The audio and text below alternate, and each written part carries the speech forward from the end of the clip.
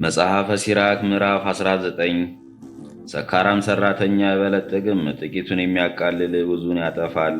መጠጥና ሴት ጠቢባን ያስቷቸዋል፣ ጋለሞታን የሚከተላት በደለኛ ነው። የዚህም ፍጻሜው ጥልና ጥፋት ነው።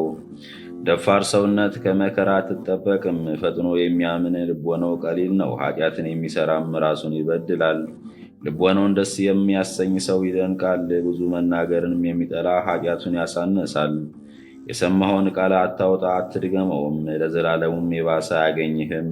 በወዳጅና በጠላት ዘንድ የምትናገረው ነገር አይኖር። ስተህ የሠራኸው ኃጢአትንም አትናገር፣ ቢሰማ አይሰወርልህምና እስክትሞትም ድረስ ይጠብቅሃል። የሰማኸውን ቃል አታውጣ፣ ከዚህም በኋላ የሚያገኝህ ክፉ ነገር እንደሌለ እመን።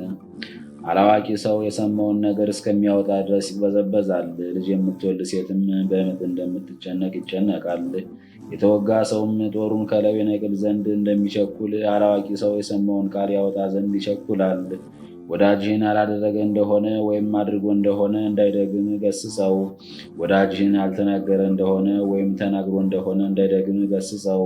ወዳጅህን በጥላቻ ነገር ተሰርቶበት ይሆናልና ገስጸው። ከልቡ ሳይፈቅድ የሚሳሳት ሰው አለና የነገርሁን ነገር ሁሉ አትመን።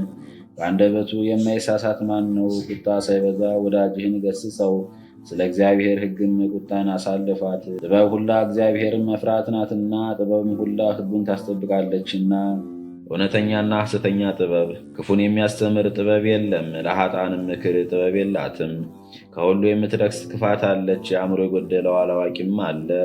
ነገር ግን ከሚራቀቅ የእግዚአብሔርንም ሕግ ከሚክድ ይልቅ እግዚአብሔርን የሚፈራ አላዋቂ ይሻላል። እየበደለ የሚራቀቅና የሚጠነቀቅ አለ።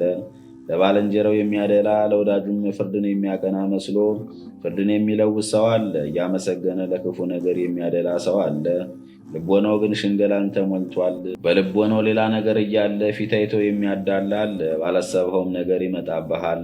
ኃይሉ ቢደክም በአንተም ላይ ክፉ ማድረግ ቢሳነው ያስት ዘንድ መከራን በግድ ያመጣብሃል። ሰው በመልኩ ይታወቃልና ጠቢብም በገጹ ይታወቃል። ካለባበሱና ካካሄዱ ካሳሳቁም የተነሳ የሰው ጠባዩ ይታወቃል።